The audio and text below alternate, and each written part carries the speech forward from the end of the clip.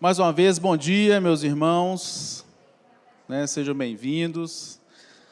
Nós estamos aí, caminhando com a exposição dos 10 mandamentos. Hoje a gente vai falar do 6º mandamento, vamos fazer um apanhado geral do que o 6º mandamento tem para nos ensinar e vamos ver também alguns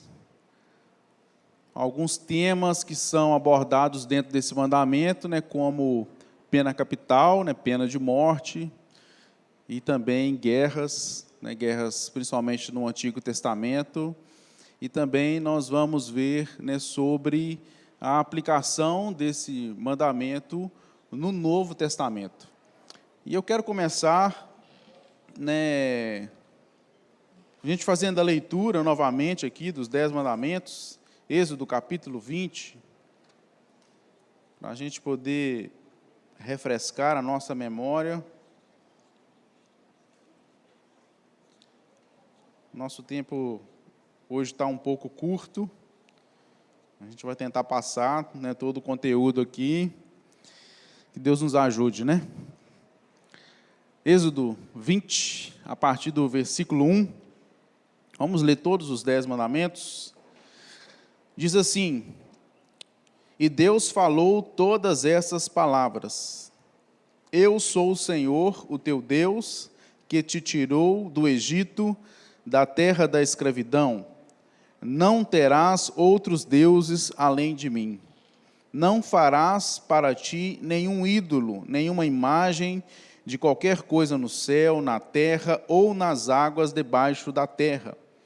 Não te prostrarás diante deles, nem lhes prestarás culto, porque eu, o Senhor, o teu Deus, sou Deus zeloso, que castigo os filhos pelos pecados dos seus pais, até a 3ª e 4ª geração daqueles que desprezam. Mas trato com bondade até 1000 gerações aos que me amam e obedecem aos meus mandamentos. Não tomarás em vão o nome do Senhor, o teu Deus, pois o Senhor não deixará impune quem tomar o seu nome em vão. Versículo 8.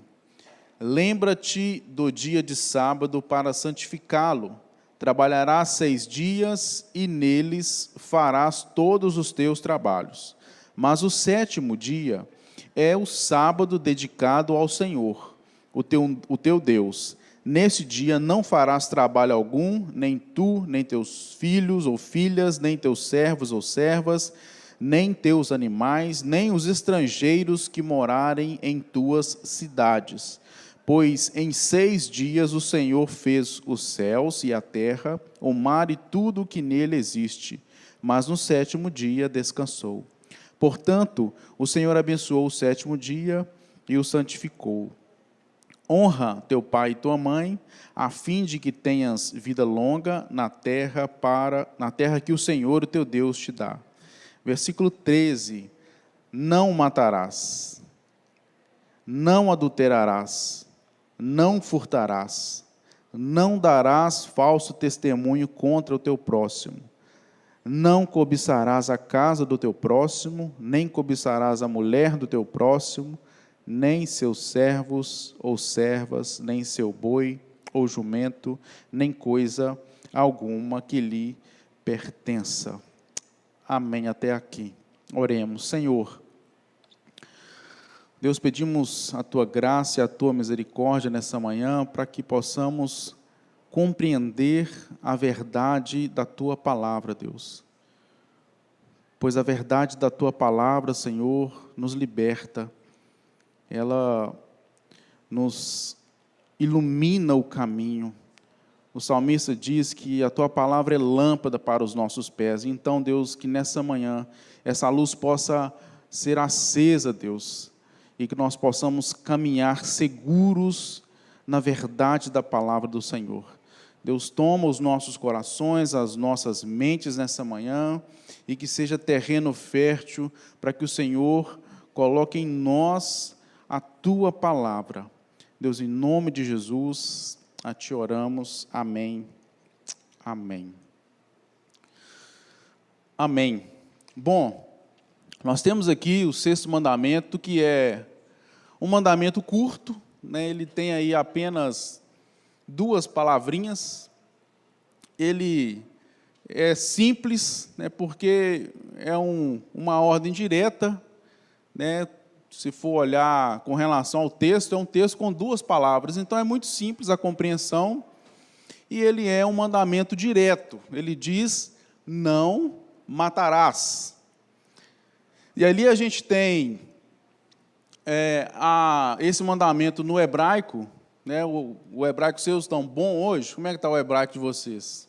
Quem poderia ler para a gente ali? Quem arrisca?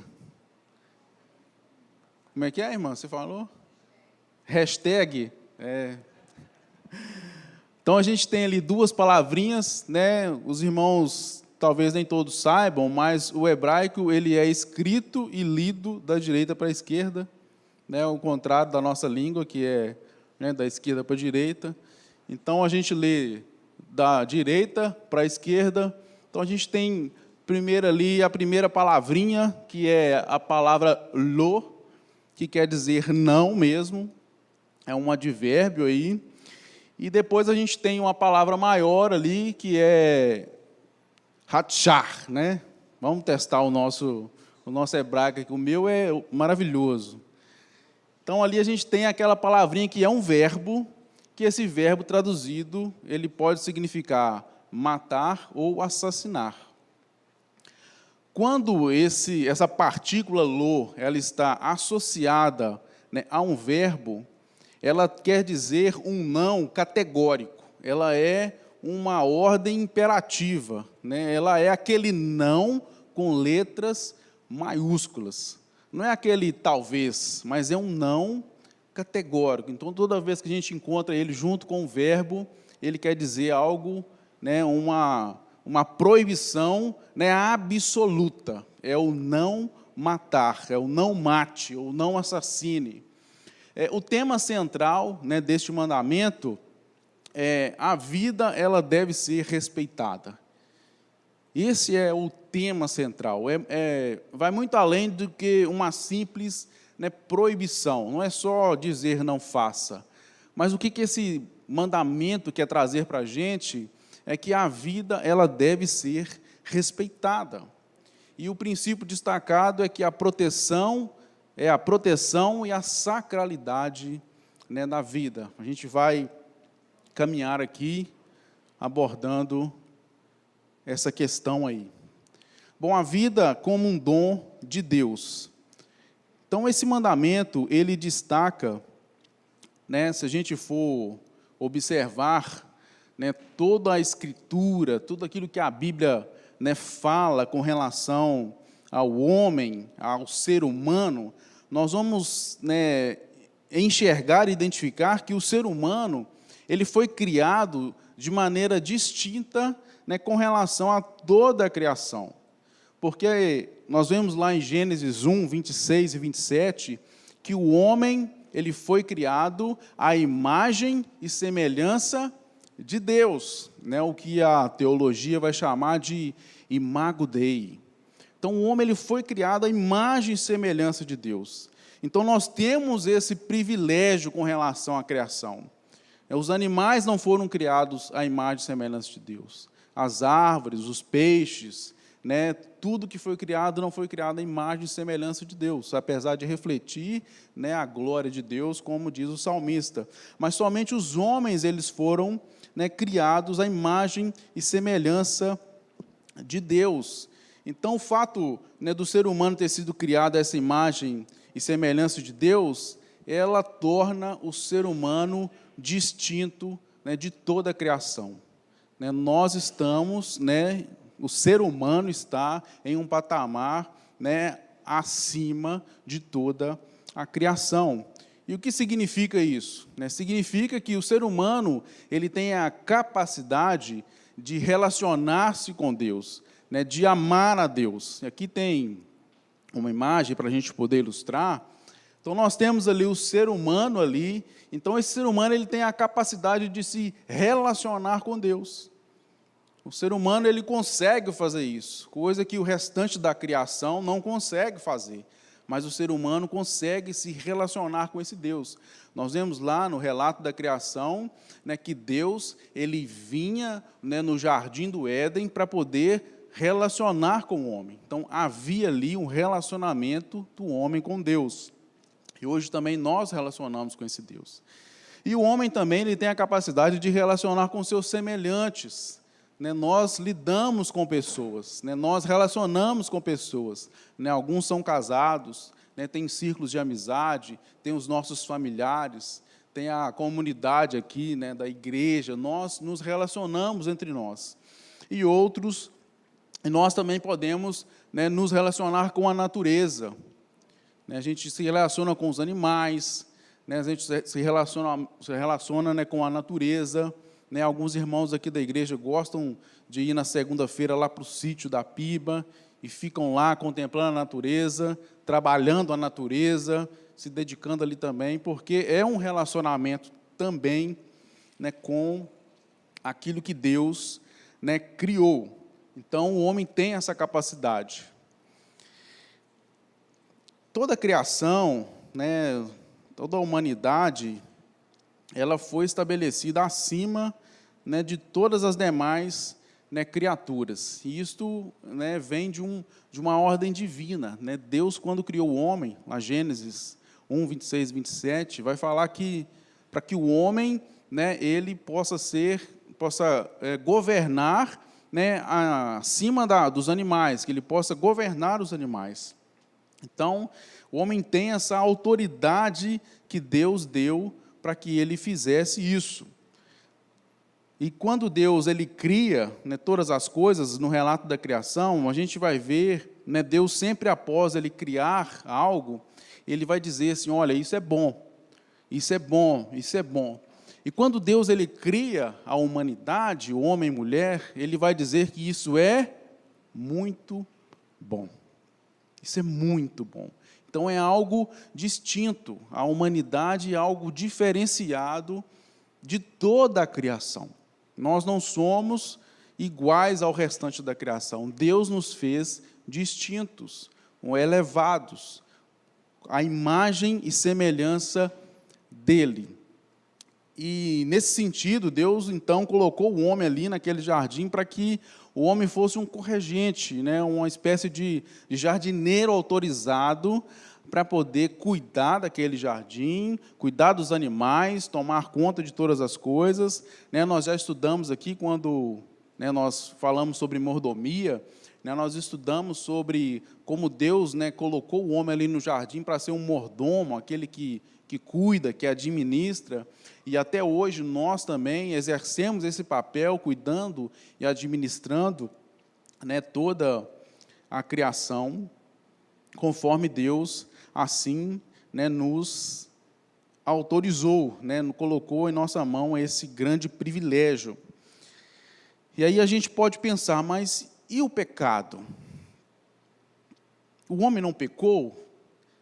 Apesar, né, dessa queda, trazer esse rompimento dos relacionamentos, né, o homem morreu, como diz a palavra do Senhor, espiritualmente, ele rompeu o seu relacionamento com Deus, e a gente vê ali também o relacionamento entre Adão e Eva sendo rompido, o relacionamento também com a natureza sendo rompido, né, a terra produziria espinhos, o homem teria que fazer um monte de coisa, e a gente vê algumas consequências ali terríveis, né, do pecado.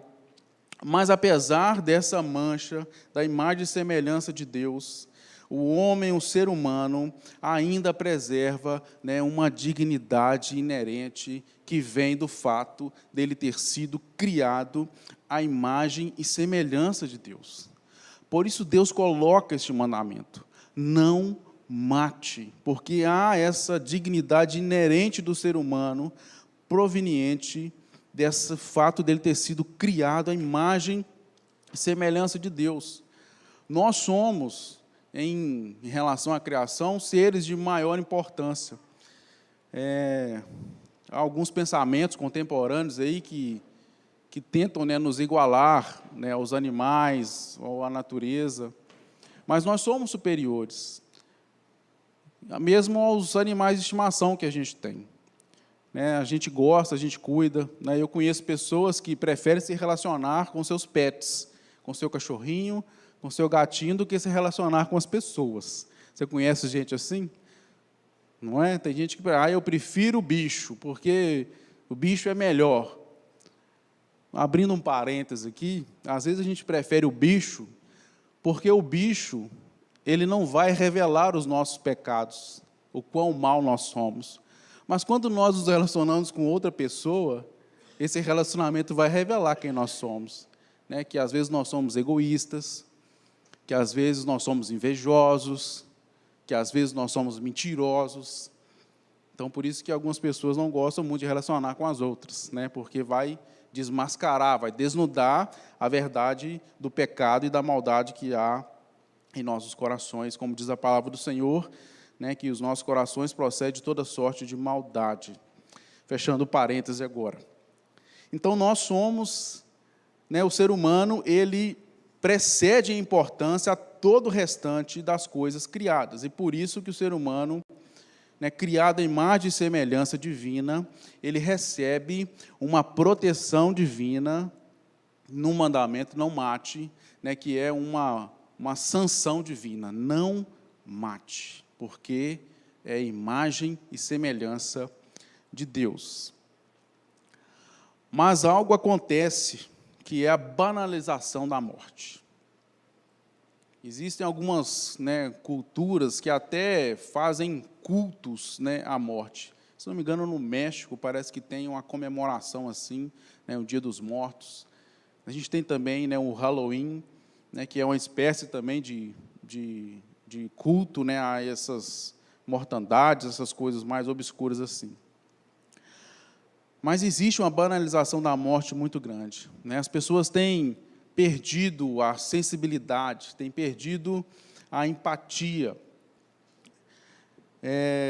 Na medida que só Deus tem o poder de criar e de dar a vida, nenhum ser humano tem o direito de tirar a vida de um semelhante. Fazendo isso, essa pessoa está cometendo um pecado contra o próprio Deus. Isso deveria ser óbvio para a gente, né? A gente deveria entender isso como óbvio, mas, infelizmente, não é a realidade. Recentemente, nós tivemos um caso, né, de um homem que foi assassinado nos Estados Unidos com um tiro, e nós pudemos ver na internet várias pessoas comemorando essa morte. Comemorando porque ele era um adversário político, porque ele era um adversário ideológico, e festejando a morte. Isso não é o que a palavra de Deus nos orienta. A palavra de Deus nos orienta que a vida humana, ela tem uma dignidade, porque o homem foi criado à imagem e semelhança de Deus, independente das diferenças do pecado ou do crime que essa pessoa tenha cometido. Isso, às vezes, pode passar muito pelo fato de que as nossas crianças, os nossos jovens, eles vêm crescendo, né, sendo expostos a um grande volume de cenas de violência, de cenas de brutalidade, muitas vezes em jogos eletrônicos. Eu não sei se algum de vocês aqui já jogou jogo eletrônico ou gosta de jogar, mas eu, na minha infância e juventude, eu gostava muito de jogo, de jogar, apesar de eu ter o meu primeiro videogame, eu já estava com quase 20 anos de idade. Então, antes disso, eu ia para a casa do vizinho, eu ia para o fliperama. Quem lembra do fliperama aqui? Que eu acho que hoje nem tem mais, né? Eu ia para o fliperama jogar, mas eu não jogava jogo violento, não, irmãos. Eu era uma criança boazinha, eu acho. Mas, hoje em dia, os jogos violentos, né, são os que mais ganham a atenção das nossas crianças. Hoje em dia, os filmes violentos são os que mais ganham a atenção, né, das pessoas. Então, a pessoa cresce vendo cenas de morte brutal, de violência, e isso vai nos tornando, de certa forma, insensíveis com a vida do semelhante. Ver alguém sendo assassinado, então, passa a ser um motivo de comemoração e não de repulsa, não de estar triste e extremamente chocado com aquele fato de que alguém, que é a imagem e semelhança de Deus, teve a sua vida ceifada de maneira brutal e violenta. Então, o que implica a proibição de não matar? A proibição, ela surge porque nossa vida, ela é protegida. Há uma sanção divina sobre a vida do ser humano, e ela é protegida pelo próprio Deus, porque o ser humano foi criado à imagem e semelhança desse único Deus e nosso Criador. Bom, vamos fazer agora uma recapitulação do sexto mandamento. O sexto mandamento, ele recorda que a vida é sagrada, dada por Deus, e não pode ser violada por conveniência ou violência. Então, o sexto mandamento, ele quer trazer isso para a nossa memória, que a vida é sagrada, ela é dada por Deus. Então, o papel do cristão, o cristão ele é chamado, então, a reconhecer a sacralidade da vida, que a vida, ela é santa, ela tem uma sanção divina, ela tem uma proteção divina. Foi Deus que nos fez a sua imagem e a sua semelhança. Ela também é chamada a resistir à banalização da morte. A gente não pode olhar para fatos de crimes violentos e achar que isso é normal. Isso tem que gerar um horror na gente. Isso tem que mexer com a gente de maneira a enxergar aquilo como algo ofensivo. Porque é a imagem e semelhança de Deus. É um pecado terrível que está sendo cometido ali. E terceiro, honrar a dignidade que Deus concedeu a todos os seres humanos. A gente precisa entender e saber que todos os seres humanos têm essa dignidade concedida por Deus, e por isso a gente precisa honrar. Porque se a gente fosse pensar com a nossa cabeça, a gente talvez mataria muita gente. A minha mãe mesmo, ela costuma dizer assim, por que o seu pai morreu tão novo? Meu pai faleceu em 2020, isso mesmo, antes da pandemia, no início de março, ali, antes da pandemia acontecer. Por que o seu pai morreu tão novo? E ele nem era tão novo assim. Tanta gente precisando de morrer aí, e o seu pai morreu. A gente, às vezes, tem essa justiça nossa, de querer fazer a justiça. E Deus olha para todo mundo com graça e misericórdia. E esse é o convite que o Senhor nos faz no sexto mandamento. É olhar com graça e misericórdia, entendendo que o ser humano é a imagem e semelhança de Deus. Amém? Até aqui? Bom, então agora vamos entrar em alguns temas um pouco polêmicos. Pena de morte. O Antigo Testamento, ele vai falar sobre pena de morte.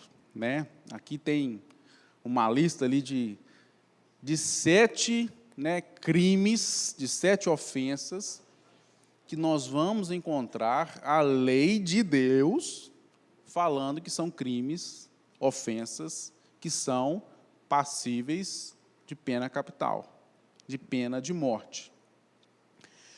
E a gente precisa colocar, abrir um parênteses aqui, e colocar essa ideia na nossa mente, lembrar que as leis que Deus colocou ali para Israel, nós estamos falando de uma nação especial.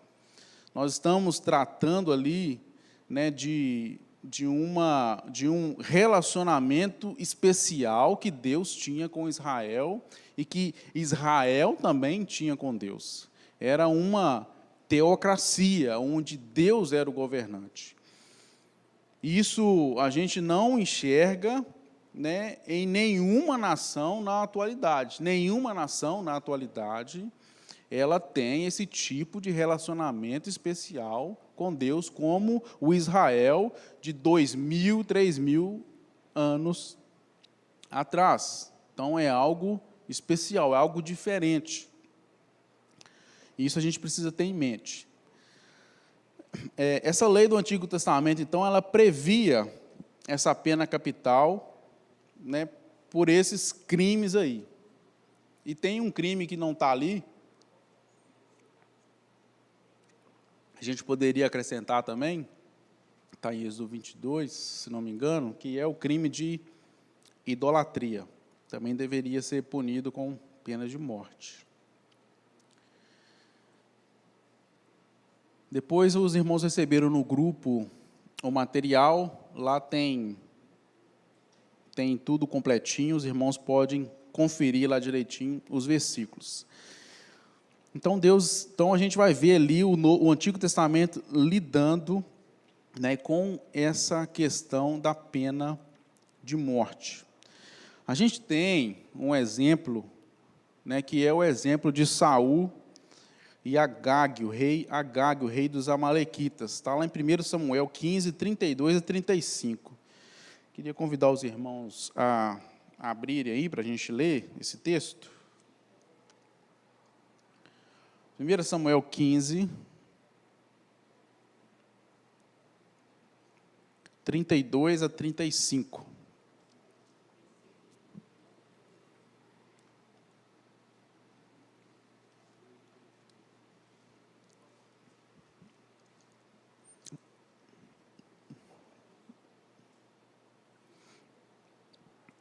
Diz assim o texto: Então Samuel disse, Samuel era o profeta de Israel na época, traga-me Agag, o rei dos Amalequitas. Agag veio confiante, pensando, com certeza já passou a amargura da morte. Samuel, porém, disse, assim como a sua espada deixou mulheres sem filhos, também sua mãe, entre as mulheres, ficará sem o seu filho. E Samuel despedaçou Agag perante o Senhor em Gilgal. Pesado esse texto, né? Muito pesado. Mas aqui nós vemos a aplicação do julgamento divino. Foi aplicada a pena capital sobre Agag e ele foi passado ao fio da espada. Deus havia determinado que Saul, ao combater os amalequitas, ele deveria eliminar todo o povo. Homens, mulheres, crianças, animais, não deixar nada, eliminar tudo. Mas quando eles estavam lá vencendo a guerra, derrotando os inimigos já derrotados, alguns soldados falaram assim, olha, Saul, por que a gente não escolhe os melhores animais para a gente sacrificar ao Senhor? Sendo que Deus havia ordenado que elimina tudo. Vamos fazer isso aqui? Samuel achou a ideia legal. Claro, vamos agradar a Deus. Né? Apesar do que na cabeça dele, talvez ele pensou que aqui eu vou ganhar até mais uns pontinhos com Deus. Né? Vou lá e levar uma ofertinha para ele. Saul, eu vou até ganhar uns pontinhos com Deus, né? Levando uma oferta para ele. E ele poupa alguns animais, os melhores animais, e poupa também o rei Agag para poder humilhá-lo ali diante de todo o povo de Israel. Mas isso não foi aquilo que Deus havia ordenado. E então Deus envia o profeta, agora Samuel, e Samuel vai lá e cumpre o juízo de Deus sobre o rei Agag. Isso é um juízo aplicado como retribuição do mal aplicado. Agag, se a gente pegar a lista aqui atrás, né? Agag talvez teria cometido, né, quase a maioria desses crimes aqui passíveis de pena de morte. Então Deus vai e executa esse juízo através de Samuel sobre Agag. E sobre os amalequitas, Deus enviou Saul e seu exército para executar esse juízo. Bom, mataram ou não mataram então, né? aqui a gente tem, talvez, uma aparente, né, contradição. A gente viu, o sexto mandamento fala, preserva a vida, não mate. E aí a gente vem e olha agora a pena de morte, Deus, né, falando, olha, mate. Mate. É uma contradição aparente. Deus, ele... É uma contradição aparente, porque o texto, na verdade, né, a gente pode enxergar aqui que talvez seja uma dificuldade na tradução. No material, né, que vocês receberam, lá tem algumas palavras, né, que são usadas em hebraico para poder falar, né, do ato de tirar a vida de alguém. E cada palavra, né, tem um significado diferente, né, do nosso português, que matar serve para um monte de coisa. Né? Tirar a vida de alguém, matar, é uma palavra só que a gente usa para significar um monte de coisa. E aí, dependendo do contexto, a gente vai ter que fazer a interpretação. Já no hebraico, a gente vê várias palavras para indicar, né, qual tipo de ofensa que está sendo, né, feita ali naquele lugar. E a palavra que nós encontramos aqui no sexto mandamento, né, que é o lo hatchá, a gente não encontra ela associada, né, às outras tipos, né, de morte que nós vemos, né, sendo relatadas ali dentro do texto bíblico. O que a gente pode entender é que o mandamento ele não é uma proibição sobre qualquer tipo de morte. Não é qualquer tipo de morte. O Antigo Testamento ele vai trazer exemplos aí, né, de guerras, como a gente acabou de falar, né, de Saul e os amalequitas, guerras que foram sancionadas pelo próprio Deus. Deus é que sancionou. A gente vai ver Deus também lutando algumas guerras, né, Deus realizando coisas, né, miraculosas em algumas guerras para que Israel fosse, né, vitorioso. Exemplo de Jericó, quando derruba o muro. E tem outras coisas também que a gente pode, outros relatos bíblicos que a gente pode também, né, lembrar, né, de Deus intervindo, né, sobre uma situação de guerra. Então, esse mandamento, ele não vai colidir com o resto da Escritura, porque essa questão da interpretação da palavra é que né, a grande questão. Existem outras palavras que são utilizadas, que não é a mesma que se utiliza no sexto mandamento. O sexto mandamento, então, ele é uma proibição, né, de todo assassinato violento. É um assassinato, né, violento. Se a gente for pegar, né, no nosso Código Penal, o artigo 121, né, que tipifica ali os tipos de homicídio, a gente vai ver ele descrevendo ali os tipos de homicídio. E o que o mandamento proibiria seria o homicídio doloso. Esse não pode ser cometido de maneira nenhuma. E aqui a gente tem ali, no nosso slide, o homicídio, né, doloso, que é o intencional, que é quando a pessoa tem a intenção mesmo de cometer aquele crime, ele premedita, ele faz tudo para que aquele crime aconteça, para que ele consiga. Esse é o passivo de morte. Esse é o crime que o mandamento diz, olha, não mate. Depois a gente tem o culposo, que é o acidental, e no material que vocês receberam, vocês vão ver lá relatado sobre como era esse crime acidental, né, o que a pessoa deveria fazer. Por exemplo, acidentalmente, ela machucou alguém, essa pessoa veio a morrer. Nos dias de hoje, por exemplo, se você acidentalmente atropela alguém na rua e essa pessoa morre, você matou essa pessoa, mas foi o quê? Não teve a intenção. Não teve a intenção de cometer esse crime.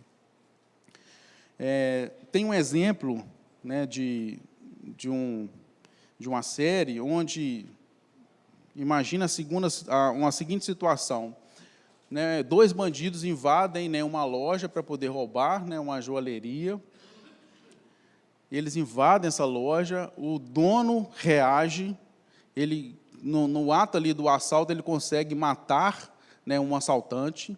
O segundo assaltante corre, e quando ele corre, ele fica preso na porta giratória. O dono da loja vai e mata o bandido que estava preso na porta giratória.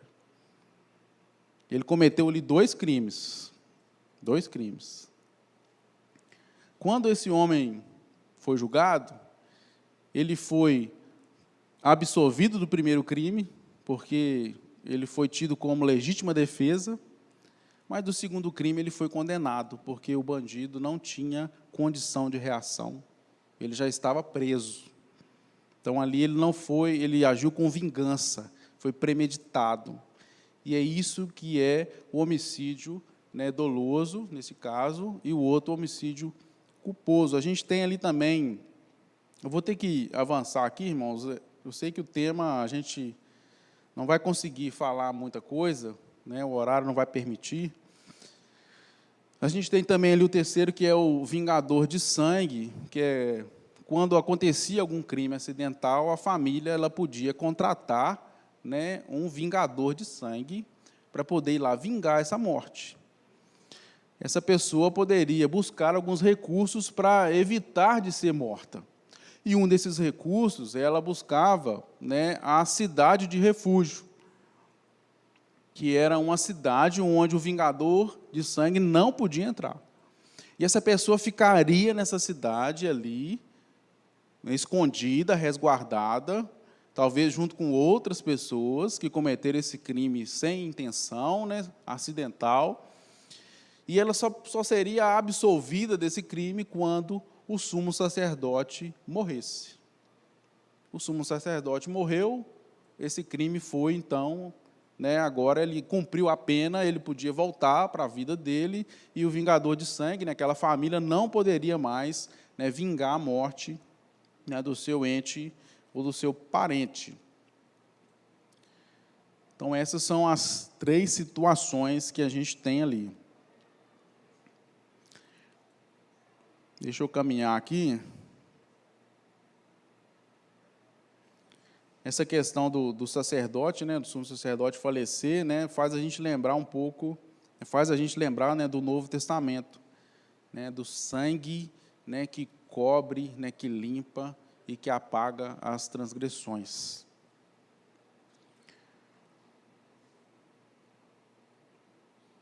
Então, somente os homicídios que não é o doloso, né, a morte acidental, que a pessoa poderia ser, né, resguardada na cidade de refúgio.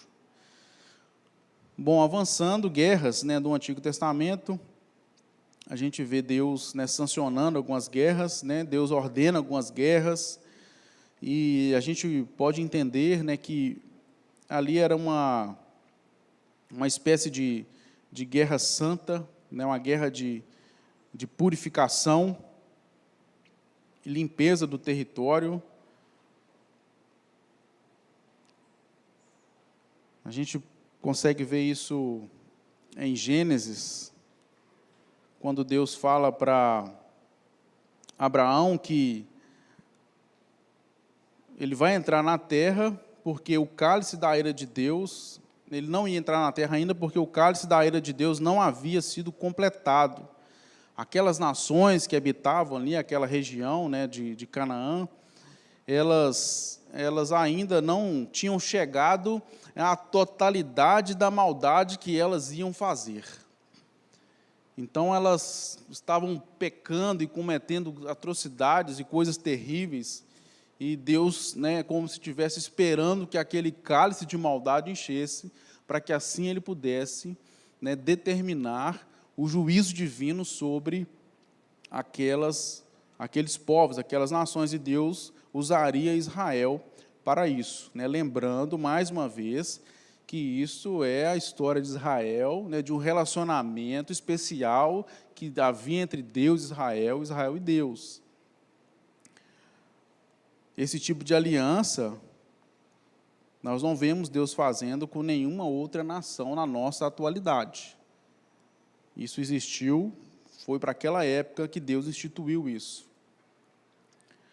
Então, de certa forma, né, as guerras do Antigo Testamento, elas eram umas guerras santas, né, de purificação, e que elas, né, remetem ao juízo divino vindouro, quando Deus, né, então vai fazer o seu juízo final, como nós vemos em Apocalipse, ali, condenando aqueles que não, né, reconheceram a Cristo como Senhor e Salvador da vida deles, que não se entregaram a Deus e que morreram em seus pecados.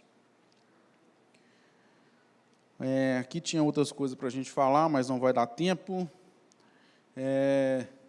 Vamos avançar aqui para o 6º mandamento no Novo Testamento. Bom, a lei ela foi dada a Moisés lá no Sinai, a gente vai ver isso lá em Êxodo 20. E Jesus ele também pregou o seu grande sermão no monte, né? Assim como Moisés recebeu lá no Monte Sinai, Jesus também pregou o grande sermão dele no monte. E nesse sermão do monte, né, de Mateus 5, nós vamos ver Jesus repetindo essas leis, e ele fazendo algo que era surpreendente para aquela época, e também é surpreendente para nós nos nossos dias de hoje. Porque quando Jesus se depara com a forma que os judeus lidavam com a lei, e aplicavam a lei, e viviam de acordo da lei, Jesus ele olhava para aquilo e era como se as pessoas dissessem assim: olha, a gente está cumprindo a lei, que é uma beleza, porque a lei está falando aqui, olha, não mate. Eu não matei ninguém. Talvez nós também podemos pensar dessa forma: esse pecado aqui, esse mandamento, eu não quebro, porque eu nunca matei ninguém. E esse mandamento aqui, ó, é facinho. Eu nunca cometi um assassinato, um homicídio premeditado. Eu nunca. Então, esse mandamento eu não quebro. Então, Jesus olha para aquela atitude, e ele vê aquilo e fala assim: essa régua está muito baixa. Os judeus arranjaram uma forma de deixar a régua lá embaixinho, assim, para ele conseguir cumprir fácil. Então, nós vemos, né, no versículo 21 e 22 de Mateus 5, né, Jesus aprofundando essa lei, Jesus interiorizando essa lei, Jesus pegando essa régua e falando assim: opa, não, está muito baixo, eu vou colocar essa régua no lugar certo, aqui em cima. E olha aqui que Jesus diz: vocês ouviram o que foi dito aos antigos, não mate, e ainda, quem matar estará sujeito a julgamento. Eu, porém, lhes digo que todo aquele que se irar contra o seu irmão estará sujeito a julgamento, e quem insultar o seu irmão estará sujeito a julgamento do tribunal, e quem o chamar de tolo estará sujeito ao inferno de fogo. Então, Jesus aqui, ele reafirma a lei: não matarás. E de maneira nenhuma, Jesus está colocando essa lei de lado. Ele não está falando que essa lei não presta. Olha, essa lei não presta, agora a lei é essa aqui. Jesus não está fazendo isso. Ele não está rompendo aqui com a lei, né, da pena capital, da pena de morte. Ele não está rompendo aqui com a lei contra o aborto. Ele não está rompendo aqui com nenhuma outra lei que a gente citou aqui, vimos aqui hoje já. Ele não está rompendo aqui com alguns momentos também de certas guerras, que algumas guerras eram justas, e a gente nem falou sobre isso, mas poderíamos ter falado que algumas guerras são justas, e às vezes as guerras justas nós vamos ter que entrar nessas guerras. Mas ele está tornando a lei interiorizada, ele está trazendo um peso maior a essa lei sobre nós. Ele está dizendo que, olha, se você tiver ódio no seu coração, você já matou o seu irmão. Se nós carregarmos raiva das pessoas em nossos corações, se nós alimentarmos o rancor das pessoas em nossos corações, de alguém, nós já cometemos homicídio. nós estamos reduzindo a dignidade do nosso, até mesmo inimigo ou adversário. E não é isso que a palavra de Deus e que Deus espera de nós. Jesus não está tornando o mandamento mais leve. Então agora é mais fácil. Não. Mas Ele está colocando algo um pouco mais pesado sobre a gente. Se você alimentar ódio e rancor no seu coração, do seu irmão, do seu próximo, você já o assassinou. É isso que Deus, que Jesus está falando.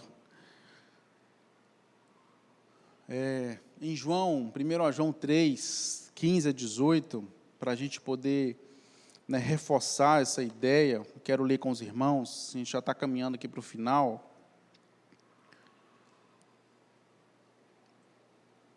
1 João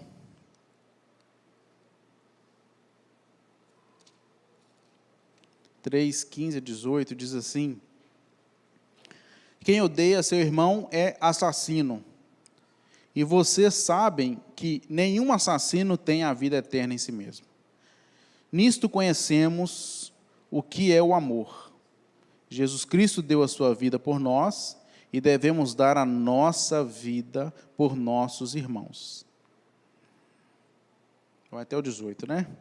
Se alguém tiver recursos materiais e vendo seu irmão em necessidade, não se compadecer dele, como pode permanecer nele o amor de Deus? Filhinhos, não amemos de palavras nem de boca, mas em ação e em verdade. Então, em 1 João, é reforçada essa ideia de que nós quebramos esse mandamento de não matar no Novo Testamento, quando essas intenções de raiva, de ódio, de rancor, elas estão carregadas dentro dos nossos corações. O que Jesus nos orienta, o que Jesus nos chama e nos convoca, é que nós não podemos ter uma vida pautada na vingança. Nós não podemos carregar o ódio nos nossos corações e nem a raiva nos nossos corações do nosso semelhante. O convite de Jesus para nós, para cada um de nós, é para que tenhamos um olhar de misericórdia e de graça, porque foi essa misericórdia e essa graça de Cristo que alcançou a cada um de nós, e agora nós devemos transbordar essa graça e essa misericórdia também para os nossos semelhantes, para aquelas pessoas que nós nos relacionamos. Amém? Essa frase a gente pula e vamos para o final. 4 aplicações. A vida é um dom de Deus. Primeiro, a vida é um dom de Deus. Só Deus é quem tem direito completo sobre ela, porque foi Ele que deu, Ele é o Criador. A morte violenta daqueles ao nosso redor tem que nos horrorizar, independente de quem seja. Segundo, somos chamados a proteger a vida. Somos chamados a proteger a vida. Nós precisamos lutar para que a vida seja protegida. A gente nem abordou aqui sobre legítima defesa, mas seria importante a gente ter falado sobre isso, talvez uma outra oportunidade. Terceiro, devemos buscar reconciliação e perdão. Se quebrarmos este mandamento, talvez você que hoje tem algum rancor, tem algum ódio no seu coração, ou você tem algum desejo de vingança no seu coração por alguém, por alguma pessoa que te ofendeu, por alguma pessoa que te machucou. No grande Sermão do Monte, Jesus fala que se alguém bater na nossa face, a gente dá a outra. Então, esse é o convite do Evangelho. Se a gente quebrou esse mandamento, seja por pensamentos ou por atitudes, nós devemos orar por arrependimento. E tendo algo contra alguém, devemos perdoar e reconciliar. É essa a grande chamada desse 6º mandamento. E quarto e último, a vingança pertence ao Senhor. Deus, Ele proíbe que os indivíduos busquem vingança. Proíbe. Essa obra é de Deus e podemos confiar que Ele a realizará. Deus, Ele proíbe. Eu já contei para os irmãos aqui, quando eu era adolescente, teve uma colega de escola que pôs um apelido em mim, e eu não gostei do apelido, e o que eu fiz com essa pessoa? Eu dei uma pedrada na cabeça dela. Eu era uma criancinha boa.